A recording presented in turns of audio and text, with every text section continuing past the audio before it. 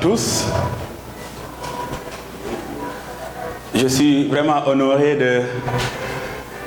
d'être là devant des papas, devant même, je dirais, des oncles, des grands-pères. C'est un privilège pour moi. Merci pour l'honneur qui m'a été donné. Ce matin, nous allons ouvrir nos Bibles dans Proverbes chapitre 16, le verset 4. La Bible déclare que l'Éternel a tout fait pour un but, même le méchant pour le jour du malheur. Quand j'ai lu ce verset, j'ai dit waouh! Alors ma vie a un but bien déterminé. Alors mon appel a un but bien déterminé. Alors le fait d'être dans Audiovie a un but bien déterminé. Alors le fait d'être chrétien a un but bien déterminé. Le fait d'être pasteur a un but bien déterminé. Alors je ne suis pas choisi au hasard. Quand Dieu m'a choisi, il m'a choisi pour un objectif. Je dirais même, quand Dieu m'a créé, il m'a créé pour un objectif avant la fondation du monde.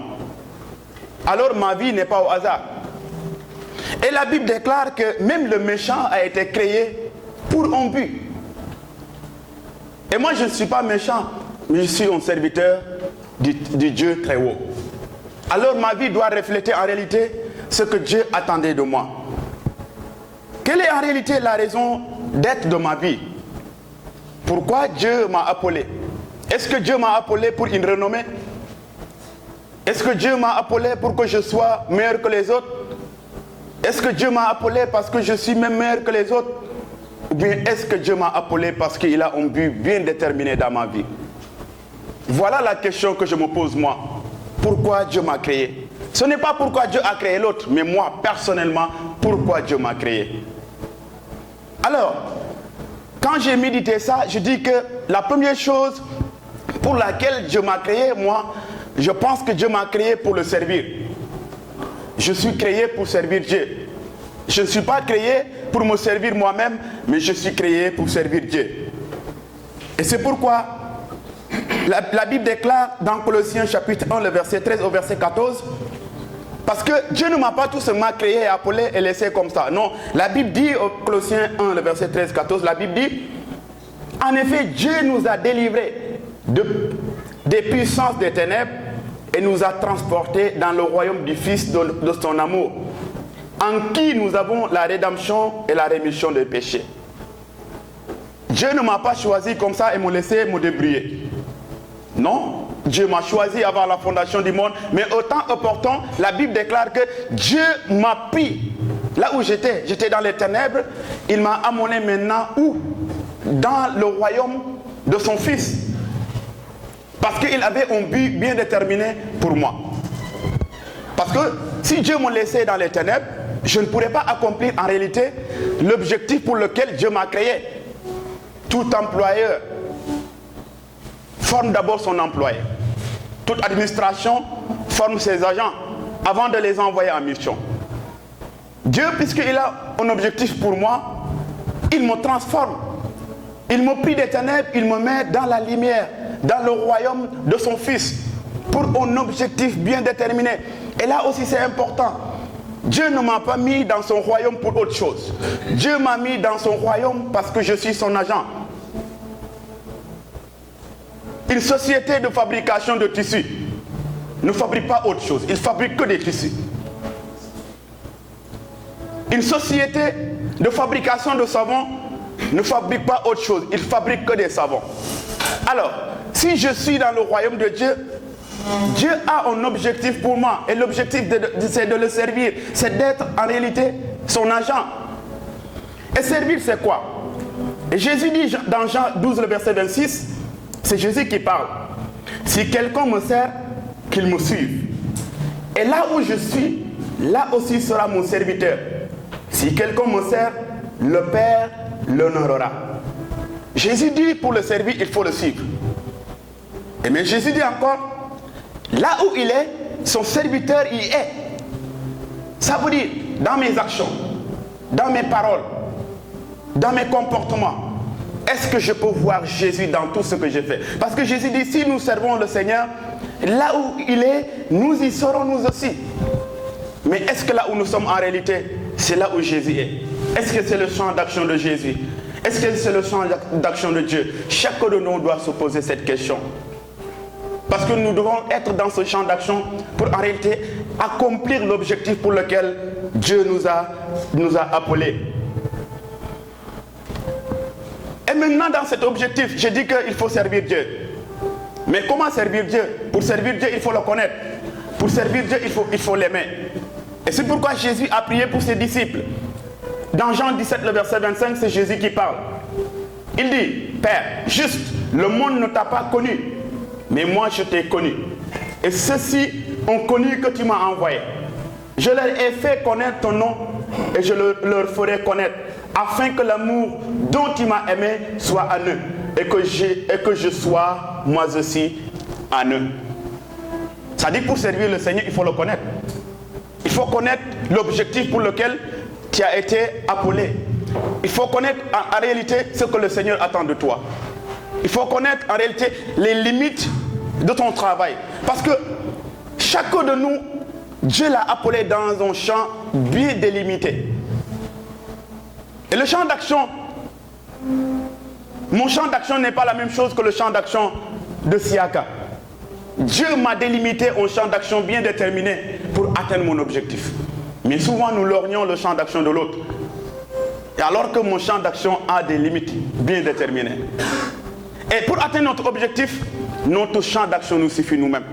Nous devons nous concentrer de ce que le Seigneur nous a donné. Nous devons nous concentrer de ce que le Seigneur attend de nous. Ça veut dire le servir, mais le servir aussi en le connaissant.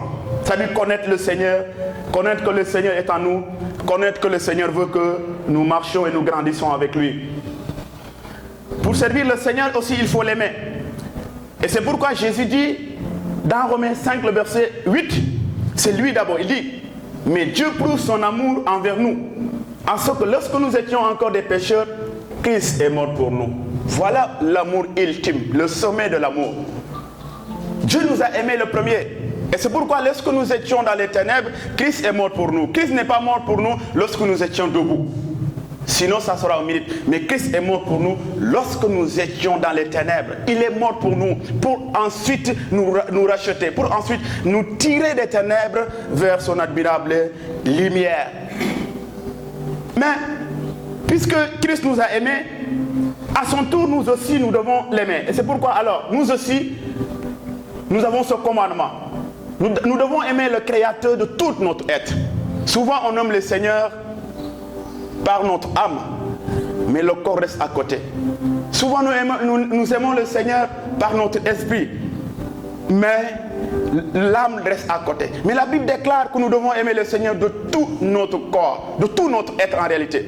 L'esprit, l'âme et le corps, tout cela doit en réalité aimer le Seigneur. Aimer le Seigneur, c'est quoi? Ce n'est pas dire que j'aime le Seigneur. Ce n'est pas prendre le micro, par exemple, comme je fais pour prêcher. Non, aimer le Seigneur, c'est agir selon la volonté de celui-là qui t'a appelé. Suive le chemin, les traces de ton maître, parce que nous sommes des ambassadeurs. Nous avons été mandatés, nous avons un mandat divin qui vient de Dieu. Et son mandat, c'est véritablement pour l'honorer, pour le glorifier. Et c'est pourquoi Dieu nous donne ce commandement. Il dit, c'est le premier. Et le deuxième commandement, c'est quoi? Il dit, tu aimeras le Seigneur ton Dieu de tout ton cœur, de toute ton âme, de toute ta force, de toute ta pensée, et ton prochain comme toi-même. Si on enlève tout ça, c'est-à-dire si on enlève mon cœur, on enlève mon âme, on enlève ma force, je disparais complètement. Ça veut dire je suis parce que mon âme est, je suis parce que je suis avec mon corps, je suis parce que je suis avec ma force. Tout cela regroupé, c'est ce que le Seigneur veut. Le Seigneur ne veut pas tout seulement le cœur, mais il veut le cœur, la force, et il veut aussi l'âme. Tout cela doit en réalité honorer le Seigneur, notre Dieu. Et tout cela regroupé maintenant, nous terminons par Dieu m'a créé pour l'adorer. Si je connais le Seigneur, si j'aime le Seigneur, ce qui reste quoi? C'est l'adorer. On adore le Seigneur parce qu'on le connaît. On adore le Seigneur parce qu'on l'aime. On sert le Seigneur parce qu'on l'aime. On sert le Seigneur parce qu'on le connaît. Et c'est pourquoi maintenant, c'est Jésus même qui parle dans Jean 4, le verset 23. Il dit, mais l'heure vient, elle est déjà là, où les vrais adorateurs adoreront le Père en esprit et en vérité. Car ce sont là les adorateurs que le Père demande. Et cette histoire, vous le comprenez mieux que moi. La femme qui demandait à Jésus, c'est sur la montagne, c'est à Jérusalem. Jésus dit non.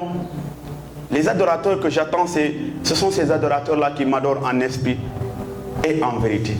L'esprit, pourquoi? Parce que c'est l'esprit en réalité qui fait fonctionner alors la conscience de la personne. Ça veut dire que ma conscience doit être en réalité connectée à Dieu. Mon cœur doit être connecté à Dieu. Je dois adorer le Seigneur par mon esprit. Je dois adorer le Seigneur aussi par mon cœur. Et la Bible dit, dans la vérité. Ça veut dire qu'on peut adorer le Seigneur dans l'esprit, mais on doit le faire dans la vérité. La vérité, c'est quoi? Jésus lui-même est la vérité. En dehors de Jésus, il n'y a pas de vérité. Il n'y a pas une vérité où on doit coller ici pour adorer le Seigneur. Mais Jésus dit, je suis le chemin, la vie et la vérité. Ça veut dire pour adorer le Seigneur dans la vérité, il faut avoir le Seigneur en toi et il faut aussi obéir au Seigneur parce que lui-même, il est la vérité. Si j'adore le Seigneur en esprit et en vérité, il guide mon âme, il guide ma vie, il me trace le chemin et il m'oriente. Et j'écoute ses conseils et j'écoute ses orientations. Voilà ce matin, mes amis, je ne serai pas long, mais le peu que je voulais partager avec vous, c'est que le Seigneur, il nous aime. Notre vie a un objectif. Le fait d'adhérer dans Audiovie a un objectif bien déterminé. Ce n'est pas l'objectif, ce n'est pas pour que les gens me connaissent. L'objectif, ce n'est pas pour que je gagne de l'argent. L'objectif, ce n'est pas pour que j'ai une renommée. Non. Quand Dieu a appelé Abraham, il a dit, je ferai connaître ton nom. La renommée vient de Dieu. La renommée ne vient pas de l'activité de l'activité dans la personne, mais c'est Dieu qui donne à celui qui veut la renommée.